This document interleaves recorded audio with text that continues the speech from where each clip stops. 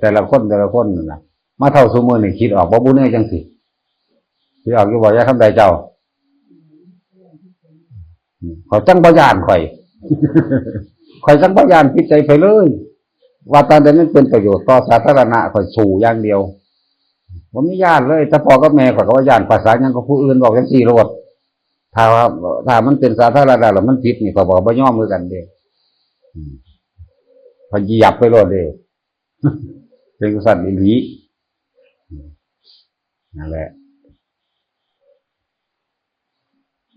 เวลาเขาสิเฮ็ดอันเขตโรงเรียนจังซี่แล้วเขาขอยับในจักหน่อยหรือว่ามันบางที่ส่วนบุคคลก็ยับมาเองก็มีหรือบางที่โรงเรียนขอยับจังซี่ก็มีถ้าส่วนบุคคลยับมาถ้าอยากให้มันถูกต้องก็แต่ขอยก็รับมาอีหลีแหละแล้วไปคือว่าดีจักว่าแต่ถ้าเถียงเอาอยู่หันปุ๊บนี่นั่นแหละ 84,000 กลับมึงสิผู้นั้นสิได้อยู่จังซั่นมีโรงเรียนเด้โรงเรียนแล้วก็โรงพยาบาลวัดจังซี่เด้ออย่าเฮ็ดเด้อเอาไปก็ดีแล้วก็ไปเถียงเข้าข้างซอยกันเฮ็ดนะตาพ่อตาแม่ความนั้นความนี้จังซี่อย่าเฮ็ดเด็ดขาดเลย ประเภทวัดนี่สิหนักกว่าแม้ได้เกิดเป็นคนแล้วก็สร้างบ่นี่ความตีบตันทางปัญญามันสิเพิ่มคือเป็นคนที่ถูกเอาเปรียบตลอดแล้วก็เป็นคนอดอยากเคยเห็นบ่คนบ่มีบ้านอยู่ตามสะพานลอยตามหยังบ่มีหม้องทำมาหากินเฮาเบิ่งด้วยความสลดสังเวชเด้สงสารก็เข้าใจว่าสงสารแต่ว่าเฮาระลึกเข้าไปหาบุพกรรมพวกนี้มีเหตุมาแบบนี้ปุ๊บสิรู้จักทันทีเลยมันสิว่างเป็นกลางหมดนี่แหละสโลกเป็นไปตามกรรมแบบนี้นี่เองนะมันจะไปหันจะเถียงซอยเด็ดขาดถ้าเรื่องชาวบ้านกับชาวบ้านก็สร้างดอกอันนั้นแต่ว่าเกี่ยวกับสาธารณะทั้ง4นี่อยู่ถนนนะโรงเรียนโรงพยาบาลแล้วก็วัดนี่มาที่1ตะกี้เฮาเรียนโรงเรียนวัดเด้จะได้เรียนอยู่บ่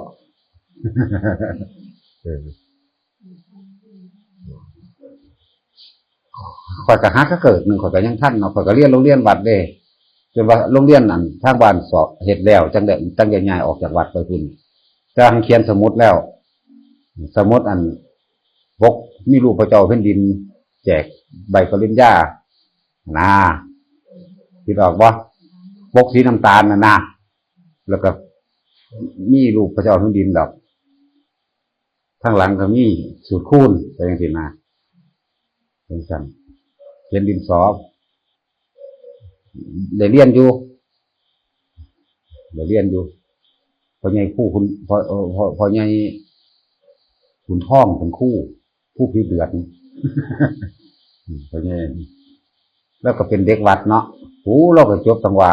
ทำเอกเอาโลดเนาะแล้วก็ได้เป็นคู่เนาะเป็นคู่ใหญ่พร้อมเด้อมันธรรมดาเด้ล่าออกจากคู่แล้วไปสมัครสสได้เลยได้อยู่ถึง4 สมัยก็พอใหญ่คุณท่องปีกากแล้วเวลาเราเก่าน้ำก้นเราหัวไงท้วนไปหลวงปู่เอิญนั้นเลยพอคนเลยไปเอิญน้ำเพิ่นหลวงปู่เอิญแบบนั้นเขาเจ้าก็มีข้อมศีลธรรมอีหลีได้ล่ะตะกี้ลงทำบัตรสมือเนาะถ้าพาเอาอันสังฆาตีหัวเห็นเป็นโลดจะเป็นยังไงประธานขึ้นแต่ตีปัวโลดชีกาขึ้นเขาม่องโลดได้ล่ะ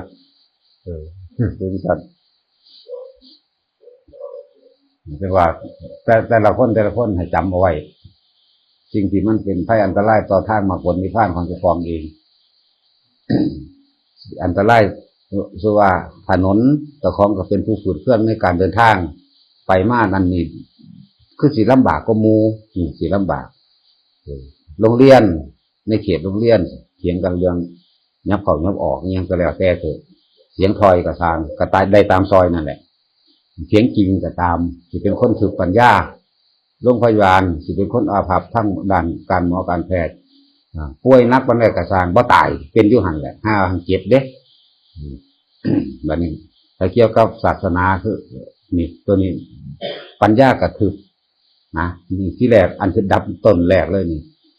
สิเป็นคน ถือกันทั้งมรรคผลนิพพานปัญญากระทึบการเดินทางก็บ่สะดวกบัดทุกอย่างแหละทั้งอึดอยากว่ามันบ่มีหม้องสิอยู่สิกินเพราะความรู้ทุกอย่างออกจากศาสนาพุทธแม่นบ่ล่ะพวกเจ้าว่าเอาคิดเบิ่งคักๆเด้อค่อยเอามาเบิดจนละเอียดแล้วเด้บ่แม่นหามาคิดเว้าๆเดี๋ยวนี้เด้บ่ทันเขาสิเว้าไปเลยบอกว่าเอาเนาะของเก่าค่อยได้มาหูมาเห็นมาได้นี่เว้าไปเลยลุดๆไปโลดเห็นป่ะแต่ผู้ใดเกิดก่อนหมู่พระพุทธเจ้า 2,000 กว่าปีแล้วเด้เนาะหมอเขาก็เอาน้ำสรีระร่างกายก็เอาน้ำพระพุทธเจ้าเด้ล่ะกระดูกมีเท่านี้เส้นเอ็นมีเท่านี้เป็นมาเทียบกันเบิ่งแล้วก็ของเพิ่นเบิดอยู่ถ้าเว้าเรื่องธาตุเรื่องนั้นเรื่องนี้ก็เอาน้ำของเพิ่นคือเก่าเพียงแต่ว่าเพิ่นบ่แยกไปหลายเพิ่นแยกธาตุ4ซื่อๆถ้าจริงโอ้ยเพิ่นฮอดรู้จักฮอดอนุปรมาณูแห่งนิวเคลียร์พุ่นธรรมดาบ่เพิ่นรู้จักเลยว่าเพิ่นบ่รู้จักเลยต่อไป นี่กำลังสิเริ่มเข้าสู่ยุคแร่ใสสิขุดขึ้นแน่เพิ่นบ่ได้บอกว่ามันคือวางใดคนสิเอามาเฮ็ดแนวฆ่ากัน เพิ่นมีแต่ว่าแร่ใสสิมีค่าคือประเทศไทยมันก็ทำนายไว้เด้เจ้าพญาลิ้นดำสิเป็นผู้มากกว่าปูเอกราชเจ้าพญาลิ้นก้านสิเป็นผู้นั้นผู้นี้เพิ่นทำนายไว้เบิดแล้วประเทศไทยก็ดีแต่เพิ่นมาวัดพุทธชัยซุมื้อนี่ล่ะเพิ่นมากับพระอานนท์มา2 พระองค์เพิ่นก็คือว่าเริ่มต้นแรกกับที่แรกก็มาลงภูกำพร้านั่นแหละว่า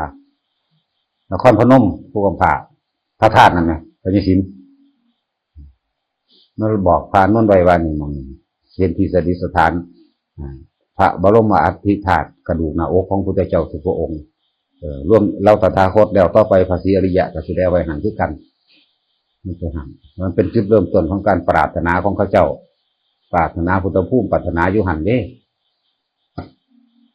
อันนี้เว้าเรื่องย้อนไปสักเท่าไรกลับเท่าไรกันเท่าไรอาสงไขยเด้นี่ที่เว้าย้อนหลังเด้นออกจากนี้แล้วก็ ไปหาฤาษี2 คนอยู่ฟังคุณฟังเล่าเป็นว่าพระธาตุอิงหั่งเกิดกลายเป็นพระธาตุอิงหั่งตัวคือมือนี่แล้วก็ยังตัดลัดออกไปพระบาทเวิ้นป่าแล้วก็ตัดลัดว่าสกลนครผู้เพกพระธาตุพุ่นนั่นแหละ ผู้เพกจึงลัดเลาะไปตามไปหาไปจุดใหญ่หม่องมันมีนั่นก็คือพุทธฉายนั่นจังเลยไปสุพรรณอันนี้บอกไปตามที่พวกเข้าคิดน้ำได้บอกภาษาเก่าออกจากสุพรรณลงไปนครศรีธรรมราชจากศรีธรรมราชเลยย้อนมาบ้านของทนพามนครปฐมย้อนขึ้นมาอีกหลังจากนั้นกันออกจากนครปฐมไปแล้วจังขึ้นไปเชียงใหม่เชียงรายไปเรื่อย มาเที่ยว2จังมาทางพม่าบัดนี้พม่ามันจะของเก่าบนนั่นแหละอันที่ก็ยังชื่อได้อยู่หรอกในจังสิเพิ่นบอกไว้เบิดแล้วล่ะอีหยังก็ดีแต่ว่าแล้วแต่มันสิพูดขึ้นมาให้เว้ากับมีแนวกระทบแล้วก็ มีแนวกระทบก็จังเว้านะที่เพิ่นสั่งสอนไว้ให้จังซี่สิอย่าเฮ็ดเด้อแบบนั้นเด้อแบบนี้เด้อมันขึ้นมากระทบปุ๊บเฮาก็ไปคิดออกว่าสิบ่แม่นคิดออกก็คือมันมีอยู่แล้วคือเอิ้นว่าเตือนของเก่าให้เราของเก่าขึ้นมาจังซี่นะหรือว่าบอกทุกคนไว้เวลาเขาทำถนนหนทางจะไปเถียงซอยกันคิดดึกๆก็อยู่ซื่อๆแต่ถ้าเถียงเอาให้เป็นสาธารณะนั่นเถียงโลด ถ้ามันจะเป็นสาธารณะนั่นนี่คำว่าเถียงหรือว่าพยายามว่าเอายับจักน้อยสักเป็นหยังเพื่อประโยชน์จังซั่นจังซี่ในภายภาคหน้าคนพวกนี้สิเป็นคนฉลาดกว้างขวางขึ้นเรื่องเดิมเรื่องเก่ามันก็มีมาแล้วนะคือสมัยเพิ่นเกิดเป็นเผ่ามัคควันนั่นแหละแล้วก็พามโหสถจังซี่ เขาพิดกันเรื่องที่ดินคนสิถามซะก่อนเป็นดินของชาวบ้านหรือชาวบ้านผู้นี้สิเป็นผู้ให้สาธารณะนี่เพิ่นสิเข้าไปไกลเกลี่ยทางบ่าเพิ่นสิเอาตัวเพิ่นว่าถ้าท่านผู้ขาขอเพิ่นเป็นลูก เศรษฐีเด้ก็มีความเคารพนับถือพอเพิ่นหลายสมมุติว่าเฮือนหลังนี้บ่ให้แค่ศอกนึงแต่ว่ามันดับแงกๆจังซี่นะเอาตรงไปได้บ่นี่ล่ะขอบ่ซั่นก็สิซื้อเอาจังซี่นะเลยท่านเศรษฐีเอ้ยบ่ต้องซื้อดอกลูกค้าก็ยินดีหลายให้มันก็มีของมันอยู่แล้วตอนเพิ่นเฮ็ดทาง3แท่งทาง3แยกจังซี่เพิ่นสิมาเฮ็ดลงทานไปนี้คนมาจังซี่ไปจังซี่ลงทานสิอยู่ที่แต่ทาง4แยกเพิ่นสิเฮ็ดอีกแบบนึงจังซี่เพิ่นเฮ็ดแบบนั้นแล้วเพิ่นก็เป็นคนเคารพในทานพร้อมด้วยว่าเฒ่าสักกะเทวราชพระอินทร์เพิ่นชื่อว่ามาคะทีแรกเพิ่นนี่แหละคือเป็นคนเวลาเพิ่นให้ทานกับคนเพิ่นสิยกใส่หัวให้ทานคนเดินทางไกลพอค่าต่างๆคนทองก็ให้อยู่อีกห้องนึงเด้ดีคนทองให้อยู่ห้องนี้พวกพอค่ามีเกียรมีม้าให้อยู่อีกแบบนึงเด้จังซั่นพวกยาจกวันนี้พกขอทานจังซี่จะให้อยู่อีกแบบนึงพวกนี้อยู่นี่พวกนึงอยู่นี่พวกนึงอยู่นี่เวลาเพิ่นสิให้ทานกับไผก็สร้างเพิ่นยกใส่หัวขึ้นทุกก็จังให้ลูกน้องบริวารไปแจกด้วยสักกะเป็นผู้มีความเคารพนอบน้อมในท่านของเจ้าของเองนั่นแหละไหว้ซะก่อนจังเอาให้ขนาดนั้นเด้พวกเฮาอีหยังบ่ทันได้สุยเสียวอีหยังเนาะบ่ทันได้ฮู้จักหยังซำเลยเรื่องว่าเท้าสักกะมันเป็นที่มาของเพิ่นอยู่ดอกก็หมู่พวกบริวารทั้งเบิด32คน33กับตัวเพิ่นเองนั่นแหละทั้งหลายเหล่านั้นเกิดดาวดึงวัดจะบ่ได้เกิดอยู่ผู้หนึ่งนั่งหยังเอานั่งนกกระย่างหรือวางใดเอา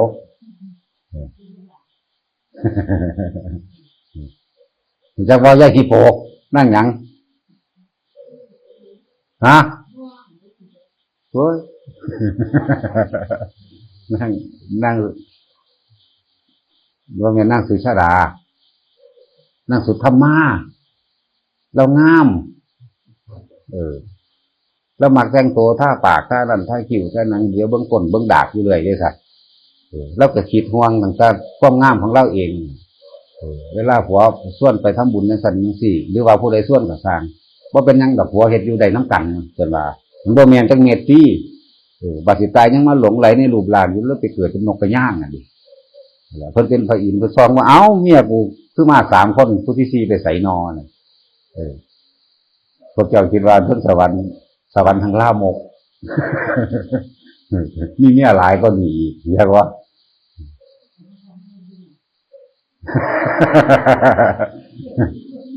คอยอยากได้คือพระปฐุมมุตระพูน18 ล้านคนก็บ่โลภมากดอกไปเอาซ้ำเพิ่นกับพ่อดอก18 ล้านพวกนั้นมีเพิ่นยังหน่อยอยู่เพิ่น34 คนในปัจจุบันที่มาเกิดเป็นเจ้าชายสิทธัตถะแล้ว 74,000 คนเมียจักว่าเขานั่งสนมนั่นแหละแม่นเบิดนั่นแหละมีเมียใหญ่คนหนึ่งนั่งที่ผ้าเลยนอกนั้นก็ไล่ไปโลดว่านี่จะไผเป็นไผแหละก็ผมว่าจะได้ซ้ำนี่ก็เอาทุพพปทุมมุตระ18 ล้าน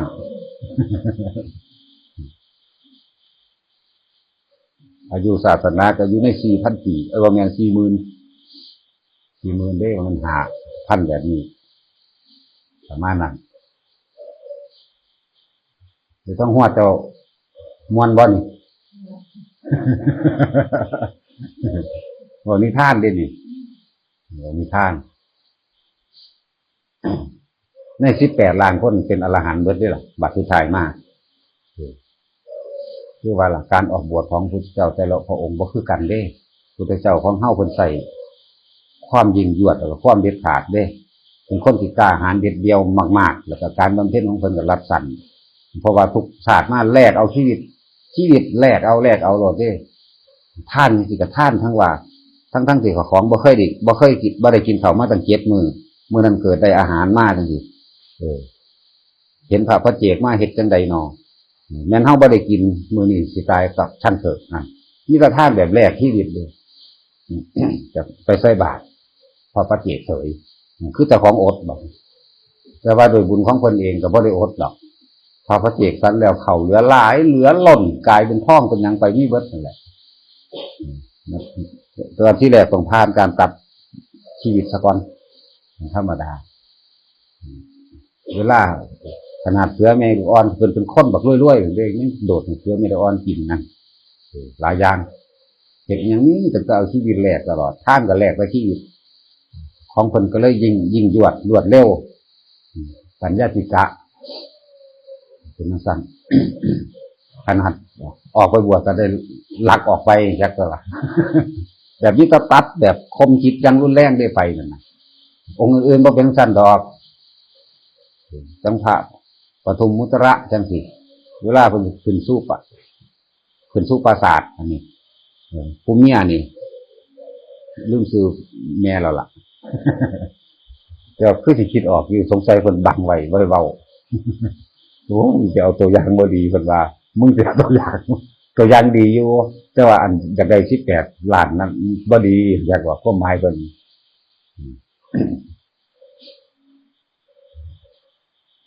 ผู้นี้ก็มอบผ้าให้เด้ขึ้นสู่ปราสาทแล้วปราสาทก็ลอยไปลงที่กลางที่ป่าเพิ่นเป็นแบบนั้นเพิ่นบ่ได้ลักไปนั่นเพราะว่าการบำเพ็ญบารมีของเพิ่นมันนานกว่ากันกับเพิ่นเฮ็ดแบบอลุ่มอล่วยถ้าเป็นพระโคดมคือพวกเจ้าเพิ่นบ่อยู่ดอกสิบอกให้เฮ้ยพวกบัวใต้น้ำดีเด่นเข้าใจความหมายนี่บ่บัวใต้น้ำดีเด่นเก่งแต่เรื่องบ่ดีฉลาดแล้วแนวอันแนวมันบ่ดีเนาะมีแต่ผู้เก่งๆผู้ฉลาดพวกบัวใต้น้ำดีเด่นมันบ่เอาปรมะสั่นอันนี้ออยเอาอยู่ว่าสั่นเพิ่นด่าแล้วก็ออยแล้วก็ด่าเห็นบ่ครับเนี่ยโอ้เนาะจะเกิดมาใหม่นะเถิดวันดีหรือซ้ำดีวันนี้นะไปตายเราเกิดมาใหม่สักการมันดีกว่านี้จักน้อย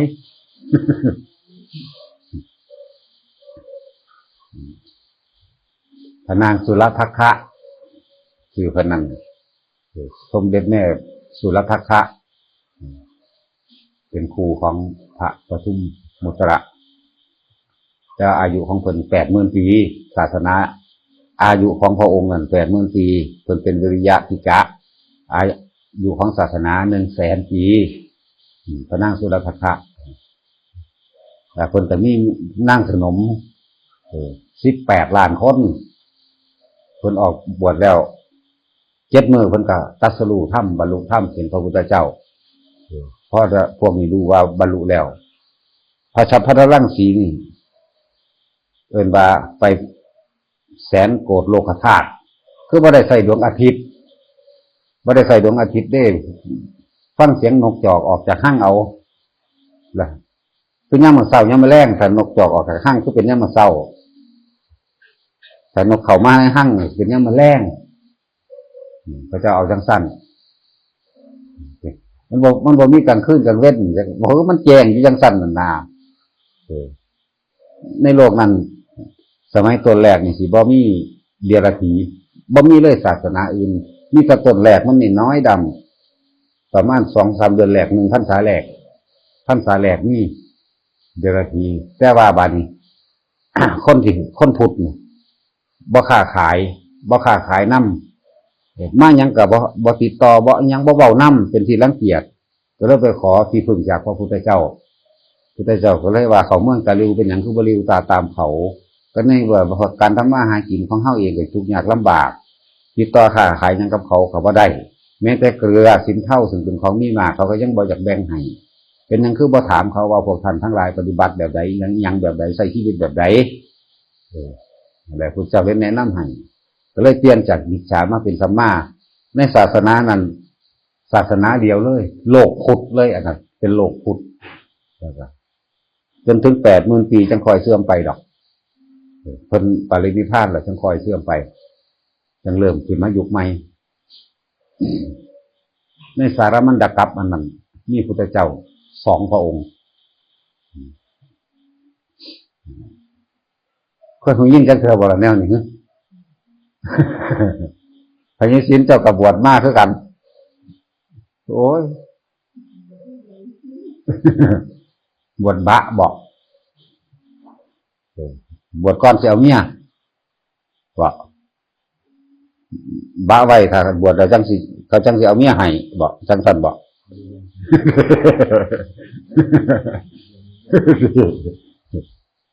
เห็นว่าจะฮิปโปเอาสะก้อนจังบวชหรือบวชสะก้อนจังเอา ถ้าบอกจักแสดงว่าบวชบ่ได้เมีย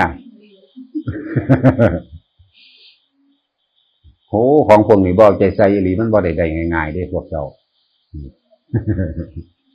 บ่ได้คิดพิจารณาคักๆเข้าไปแต่ละพระองค์เลยอุ้ยก็จะเอาใจใส่คักแท้จดจ่ออยู่หั่นต้นไม้ตัดสรูของเพิ่นก็เป็นต้นกากระทิ่งหลังจากขึ้นสู่ปราสาทไปแล้วพุทธเจ้าก็นั่งสร้างต่ออีกจักหน่อยเท่านั้นแหละย่านพาหนะอันนั้นพาหนะออกบวชนั่งสร้างไปนิดนึงพอสิทรงต่อโพธิสัตว์องค์ต่อไปคือสร้างพาหนะนั่นแหละคือมากันตะกะเฮาเดี๋ยวนี้แหละ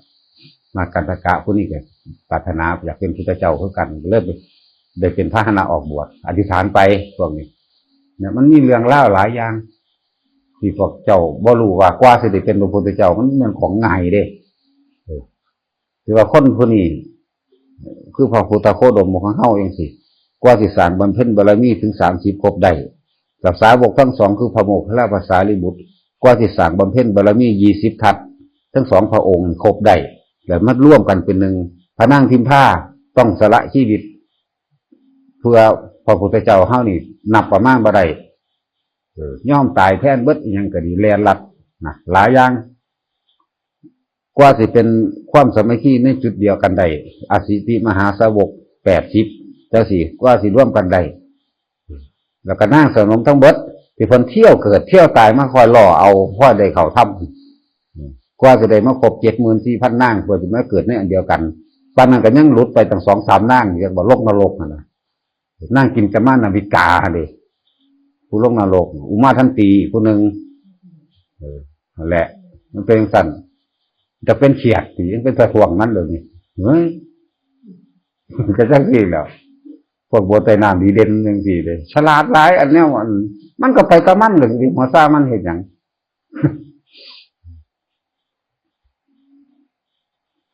เดี๋ยวอีกผู้หนึ่งที่คือพระพุทธเจ้าที่บ่ได้ใส่ดวงอาทิตย์เลยอีกองค์หนึ่งค่ะพระสุมังคละพุทธเจ้าองค์อันนี้ไกลก็มูเลยแบบว่าบ่มีประมาณเลยอันนี้องค์นี้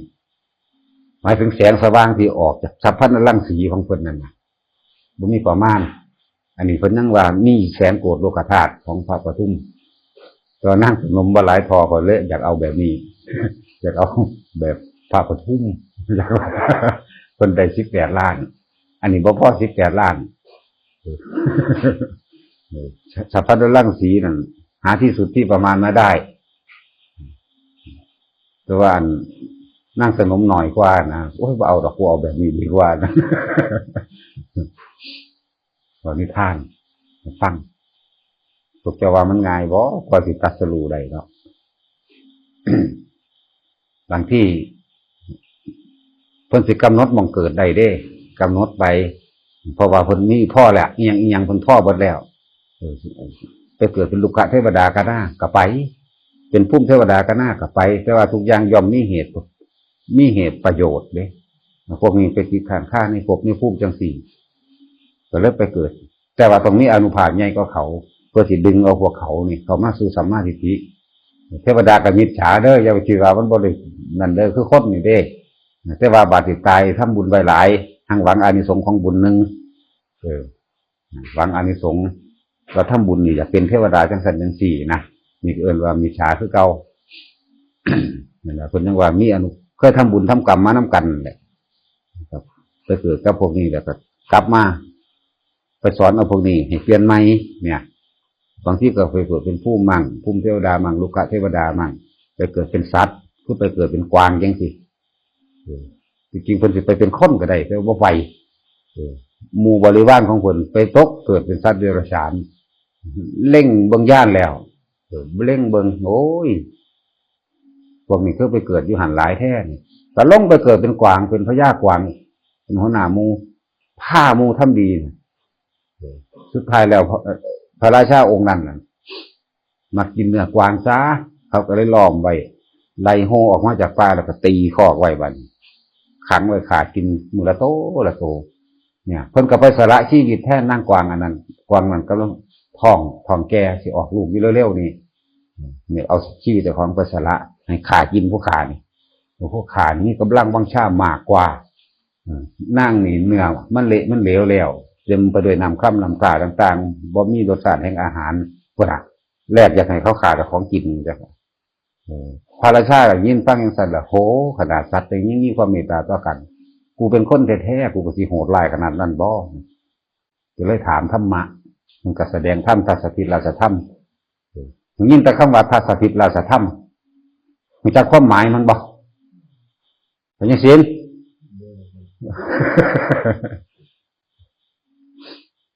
โอ้อย่าถามเฮ็ดตาหลุบๆลง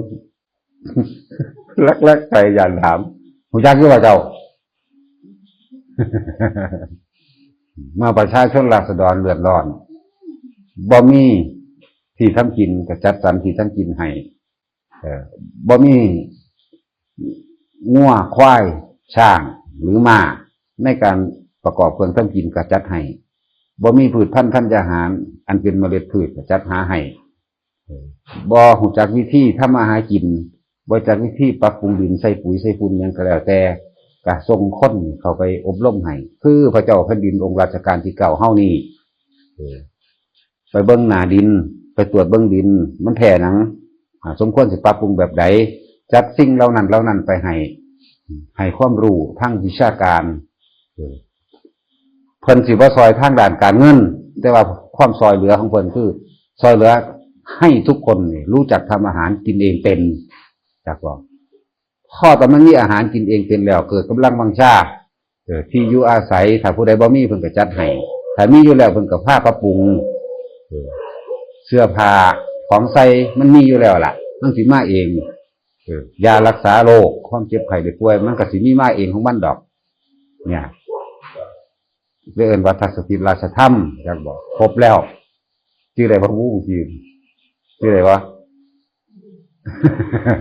เอาก็ยังเว้าอยู่บ่มีไห้หน้ากระจัดหาไห้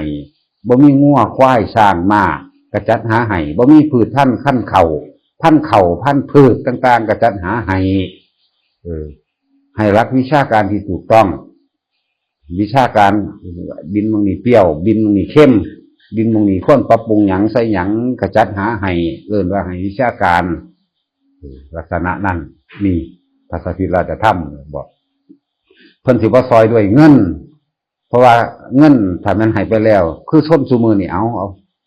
เป็นการฟุ่มเฟือยเหิมใส่โดยสุร่ายซื่อๆเด้สุรุ่ยสุร่ายใส่ไปซื่อได้มาแล้วก็ดีบ่ดีเงินยังความประมาทเฮ็ดนี่ของคุยโว้โอ้อวดเอาไปมากก็ใส่เงินเป็นข้างที่ผิดซื้อยาบงยาบ้ากินเหล้าเมายากินไปตัวที่ตัวแดนเฮ็ดให้คนพวกนั้นนี่บ่รู้จักวิธีทำมาหากินและที่สำคัญสุดนั่นแหละว่าศีล8หรือศีล15คำทั้งคืนทั้งแรมนั่นแหละให้ทุกคนพากันสมาทานศีล5และศีล8มั่งแล้วแต่การอันควรเข้าวัดฟังธรรมแล้วเพิ่นสิมีนักปราชญ์ประจำเมืองผู้หนึ่งพวกปุโรหิตทั้งหลายนั่นแหละขึ้นแสดงธรรมนี่อันที่10สำคัญมากๆพระเจ้าแผ่นดินเฮาเพิ่นเฮ็ดประจำเด้นี่ทุกวันศีลวันพระเพิ่นปฏิบัติธรรมพาคนปฏิบัติมันก็แผ่มาหาเฮาจังซี่แหละเฮาก็ได้แบบอย่างมากคือในจักรวรรดิสูตรนั่นเฮ็ดมาแบบนี้ในราชการนั้น 1,111 ราชการในราชการของจักรวรรดิเฮ็ดแบบนี้สืบต่อมาเลยคิดเรื่องว่าราชการใดสิมีหลายครับปัน 1,100 ราชการเพราะว่าอาศัยทัศสถิตราชธรรมแล้วจักรวรรดิสูตรมันใหญ่มันยาวมาโหดก็เลยบอกสูตรแห่งความสำเร็จและการอยู่ด้วยความปรองดองและสามัคคีซึ่งใช้หลักพรหมวิหาร4อยู่ด้วยกันจักรวรรดิสูตรใช่แล้ววะเนี่ยเฮ็ดมาเรื่อยวันนี้เฮามาคิดเบิ่งดีๆมันแม่นหรือบ่แม่นล่ะถ้าคนทำมาหากินเป็นมันบ่ได้อิหยังยากเลย แต่เขาจะช่วยเหลือตัวเองดอกมันบ่ล่ะหรือว่าเอาเงินให้เด้ แต่คนสมุนี่เฮาไม่เห็นแล้วในการแจกเงินกับสำคัญซื้อเสียงไว้ล่วงหน้าแต่ที่ไหนได้กับเงินตัวเองนั่นแหละเห็นบ่เงินแต่ของเองวันนี้ถ้าว่าบ่มีก็ไปยืมเมืองนอกว่าก็ไผหาไสถ้าว่าพวกเจ้าซื้อน้ำปูน้ำปลาผงชูรสนั่นน่ะเนาะแน่มันกับของเจ้าของเองคือเก่าเจ้าสตางค์นึงคนนี้สตางค์นึงบัด70 ล้านก็คน70 ล้าน80 ล้านคนในประเทศนี่มันเท่าใดแล้วซื้อผงชูรสเจ้ากับสตางค์นึงซื้อน้ำปลาเจ้ากับสตางค์นึงซื้อน้ำมันเจ้ากับ2 สตางค์3 สตางค์ซื้อหยังกะสร้างอยู่ในหั่นล่ะสตางค์คน70 กว่าล้านมื้อนึงมันได้เท่าใดก็เงินพวกเจ้านั่นแหละเคยคิดออกบ่แนวจังสิอย่าคำใดแน่ทั้งสั้นแล้ว คิดว่าออกเป็นแหละเพิ่นน่ะจึงบอกว่าถ้าทุกคนเพิ่นจึงให้ความสำคัญในปัจจัย4เท่านั้นในพุทธเจ้านั้นเมื่อเพิ่นตรัสรู้มาแล้วจึงให้ความสำคัญว่าสิ่งที่สำคัญที่สุดสูงสุดในโลกของมนุษยชาติคืออาหารเป็นที่หนึ่งในโลกเนี่ยนี่นับอาหารเป็นก่อนคนได้กินข้าวบ่นุ่งสงบ่นุ่งเสื้อบ่มีหม้องอยู่กับทางตัวเป็นที่อยู่ประจำมันอยู่ทั้งแผ่นดินอยู่แล้วเนี่ยอยู่ในถ้ำในผาทั้งต้นไม้ว่าจะกินข้าวอิ่มมันบ่ตายง่ายเด้ล่ะเนาะแม่ว่าล่ะก็จังซั่นตัวจัดหาอาหารให้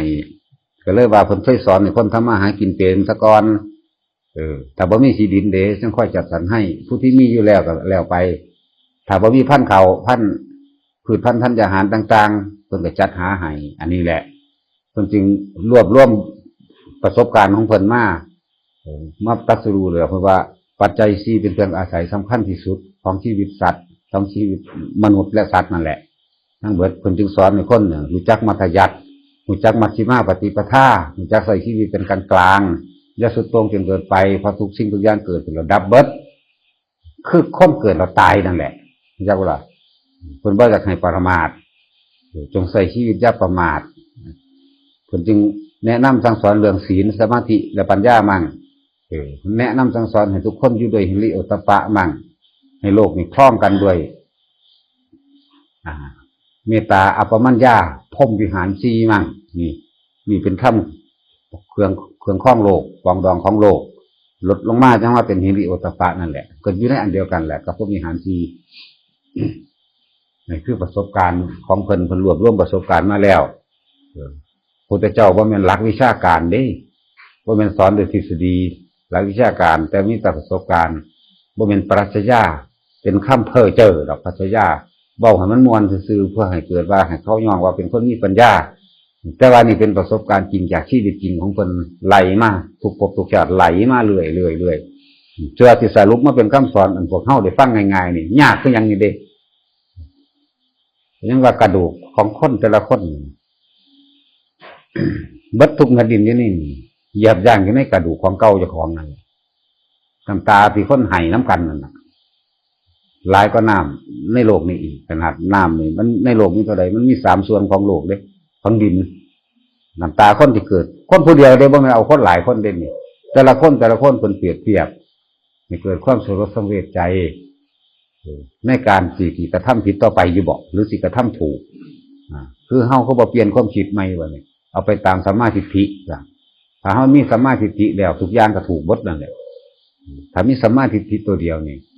ความเห็นถูกต้องโดยชอบธรรมรู้อะไรผิดรู้อะไรถูกแต่เดินแต่ทางถูกอย่างเดียวแต่เดินทางถูกแล้วเว้ามันก็ถูกกระทำหยังก็ถูกเพี้ยนหยังก็ถูกเสาะแสวงหาหยังก็ถูกตั้งใจหยังก็ถูกน่าลึกถึงหยังก็ถูกหมดนั่นแหละสัมมาสมาธิเป็นบ่งสุดท้ายมันตั้งใจมุ่งมั่นสู่จุดหมายว่ามันของง่ายเลยอันเห็นค่อยเว้าเล่นๆนั่นคือเว้าอีหลีเด้นี่ พวกเจ้าคิดว่าออกดอกเนาะแต่ว่าคิดใจกูกับวากวีขึ้นเท่านั้นแหละมีอย่างเดียวพวกบัวไตรน้ำดีเด่นพวกคู่เวลาขึ้นเขาไปวัดถือไม้บรรทัดไปวัดกับผู้อื่นแนมซ่อมจอบถ้าตำหนินินท่ากันแล้วก็ไปวัดนั่นอีนั่นบ่ดีอีนี่บ่ดี แต่ว่าบ่เคยดึงกับมาหาวัดเจ้าของเลยเห็นบ่จังซั่นแล้วมีแต่ผู้เก่งๆแต่แบบเก่งทั้งการเกิดนั่นแหละเก่งทั้งการเกิดก็เรียกว่าบวกบัวใส่น้ำดีเด่นดีเด่นทั้งนั้นแหละอย่างว่าให้สินแต่ว่าแต่สิมาเกิดน้ำมันฮีโปเจ้าอีกอยู่บ่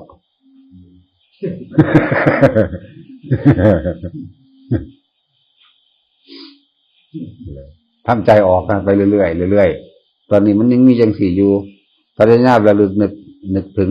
โทษทุกข์ภัยต่างๆที่สิเกิดโลกนี้คือโลกแห่งทุกข์ได้ว่ามันโลกแห่งสุขได้พระพุทธเจ้าก็เคยว่าโลกนี้มีความสุขได้มีแต่ว่าทุกข์เท่านั้นเกิดขึ้นทุกข์เท่านั้นที่ดับไปได้ปีหน้าสารพัดภัยในการเกิดวัฏสงสารอันนี้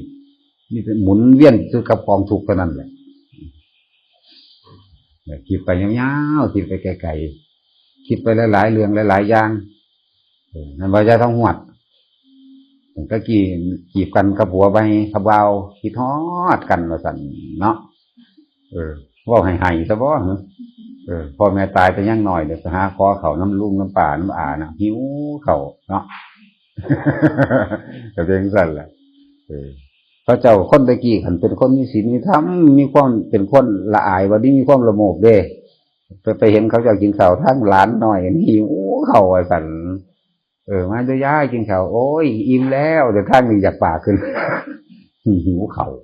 เห็นว่าล่ะเดินมาคือดาน้ำหนาบานเขาหนึ่งกินแซ่บสั่นเป็นธรรมดาวะหิวแต่หิวนั้นเป็นสั่นกรรมของพวกเจ้าเองแต่ทั้งใดมันก็มีช่วงระหว่างที่อึดอดอยากมันสิมีช่วงระหว่างของมันเพราะเฮาเฮ็ดเอง บางทีคือช่วงมันมีก็คือช่วงเฮาทำบุญนี่แหละทำทานนี่ช่วงมันมีคิดไปหลายๆอย่างคิดไปให้มันเกิดความนายอีหลีมันจะออกจากความรู้สึกที่เฮาเคยเป็นเคยมีหรอก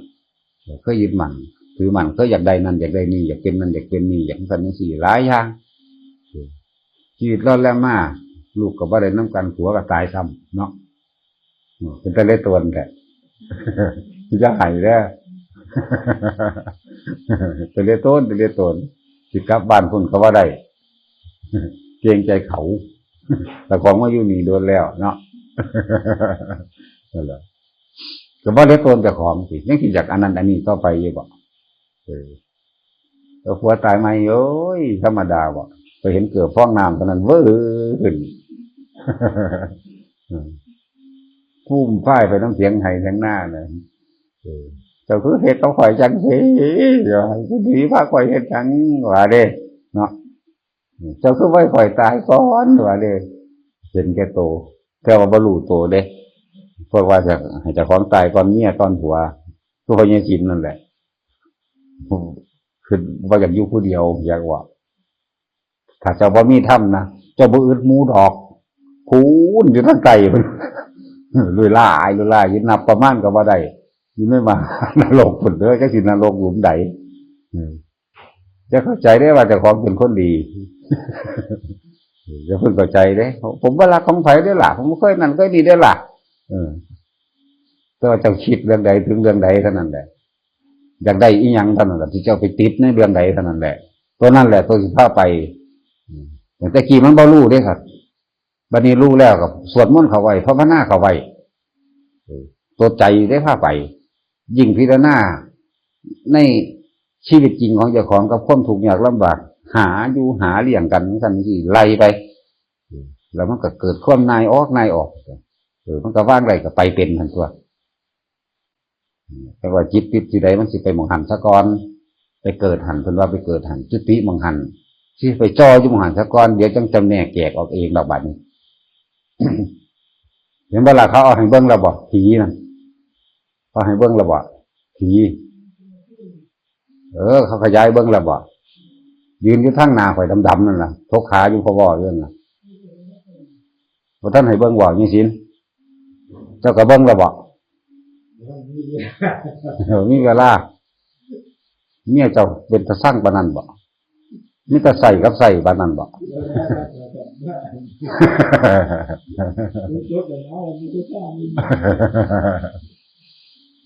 ขยายเบิ้งขยายกันเบิ้งที่จะว่าคนเบาเล่นเหรอเอามาอยู่ตรงกูเบิดนี่แหละมึงว่าอยู่กูเอาเบิดนี่แหละมันมีสองภาพสามภาพเอาสองภาพมันยังเด่นชัดมันบริเวณเงากันเกิดจากไฟเด้มันยืนทองย่องอยู่กับคักนี่เด้นั่นเด้อยู่ทั้งใจเท่านั้นเด้ผูกข้อตายเลยสิอีหมีผู้หนึ่งอีหวึงผู้หนึ่งไทยไผ่ไทยมั่นแหละผู้หนึ่งไทยอีมีไทยออกจากเข้าบอกมันอีหวึงไทยวะออกทางหนาเขาจักน้อยหนึ่งมันหลีกทางเลยค่ะอีมีไทยซ้ำไปพอโวอยู่ข้างๆนี่ยกข้องนี่นะของเจ้าจอดรถนอนนั่นแหละเงาสองขานั่นแหละมันบ่เป็นเงาเลยมันยืนขึ้นก่อนดำๆตัวดำๆตัวโคตรกระสักเห็นปะล่ะแต่เงามันก็ไปน้ำดินตัวมันยืนขึ้นเลยเห็นปะเบิ่งเอาไม้เบิ่งคักๆอีกบันตอนคำตอนห้องยางหันหน้าตั้งสิไปอีหลีนั่นน่ะพูดมันห่างออกไปแล้วมันมีอยู่สองภาพด้วยสิเด่นๆนั่นน่ะอันที่เขาขีดว่องบ่ถูกไปเบิ่งมันล่างบ่เอาบ่ชัดเจนบ่ต้องการเดาใส่ต้องการชัดเจนนั่นแหละมันดีกว่าตัวมันเลยอยู่หม่องจังสิฮะเจ้าคิดถึงอินโนขุมดูไหวบ่กันปั๊บเลยไปบอกคนเฮามันดิ้นรนหาหม่องอาศัยหม่องอยู่ดีกินดีพอจะคิดว่าผู้นี้สิมาทำบุญให้นั่นนี่มันมาแล้วจักจะคิดถึงพญานาคอยู่ถึงปั๊บโหลดเนาะคิดถึงอินโนขุมดูถึงปั๊บบอก10 คนถึง10 คนก็แล้วกันน่ะพรึบโหลดเนาะแม่นบ่ล่ะกันนั่นแหละตัวพระเกิดพระตายคือตัวนี้ที่พันวาจิตติดที่ไหนไปเกิดที่นั่นมันไปจอมหันสะกอนจุติไปมังหันเคลื่อนที่ไปณสถานที่นั่นสะกอนนั่นแหละเร็ววะนั่นแหละว่าจิตความคิดที่เจ้ามีภาพพร้อมนั่นแหละจิตทุกอย่างทั้งสังสมทั้งจดจำทั้งความรู้สึกยังไม่อยู่ในหันเบิดจิตมั่งวิญญาณมั่งแม่นเบิดนั่นแหละซาหรือเร็วว่านี้คือมาไหวแถวกันหรือไหวยังมันมาหอดถาเขาแห้งหรอตั้งแต่เขาเบากันอยู่คุณเขาเบากันว่าทั้งสี่จังสันนั่นนะมันมาถาเขาแห้งหรอแต่ว่าเขาว่าท่านเห็นมันเข่าซื่อๆใช่ปะหมายถึงเขาพวกน้ำดินดอนห้องนี่แหละน้ำกุ๊กใหม่กุ๊กไหลห้องนี่นะเขาก็ได้ให้มันเข่าเด้ไปถ่ายอยู่บ่งพูดก่อนแล้วก็ดูถ่ายนะแต่พวกคนนี้เขาไม่ได้ให้เข่าเด้บอกที่โยน้ำไข่เนี่ยเขาก็ได้บอกเล่นเลยว่ามันมี18 โกด18 โกดน้ำไข่นั่นพวกลึกลับเรื่องสั้นบริไกลง่ายดอกแต่ว่าไปเห็นยังเขาตะกี้สูก็เคยอยากคือกันตัวสูบริโตนเขาบอกตัวเขาก็บอกเอาตัวเนาะเขามาอยู่นี่เขาก็บริกินยังดอกแต่ว่าบริไปทุกข์ทรมานทั้งใจว่าล่ะทั้งใจทั้งห่อนทั้งใหม่ได้เอาเจ็บปวดนั่นว่าอยู่นี่บ่ได้ห่อนบ่ได้ใหม่บ่ได้เจ็บได้ปวดเพื่อว่ามีแต่ความทรมานทั้งใจแล้วก็อดหิวเท่านั้นเองอดหิวแต่มันต่างกันอยู่ก็บักกันนั้นมันก็คือมาเร็วซะก็โชคเนาะบักคำพระเวสสีผียายเกี่ยวมันก็คือกันแต่มันคืออยู่ได้กันเอาไปเมืองอื่นบ่ได้เลยอยู่นี่ดีแล้วได้อยู่ได้กินสุขสบายดีอยู่ดีก็เล่ร่อนตัวดีตัวมันมีหม่องอยู่เป็นตาเฮ็ดอยู่เด้ยายเล็กจะสิอยู่หม่องไหน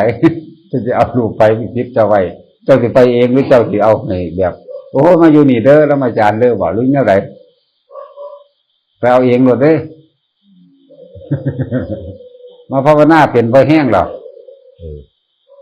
กำหนดไปเอาเองเด้แนวมื้อนี้มันบ่ได้ยากเลยถ้ามันเข้าใจแล้วโอ้เพิ่นว่าจิตติดหม่องใดก็เกิดผู้ก็ติดพระพุทธเจ้าไว้ก็ดีกว่าบ่อันดับแรกมันเนาะแต่ซ้ำนั่นนึงแล้วอย่ามาติดข่อยได้ก็บ่อยู่นำเด้อยู่นำแต่เดี๋ยวนี้เด้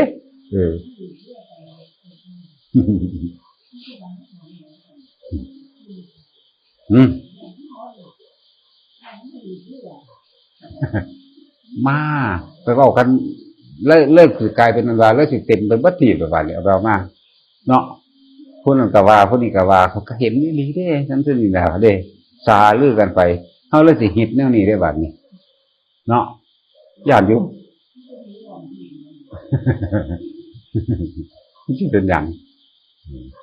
จังซั่นมันบ่ใหญ่ท้อง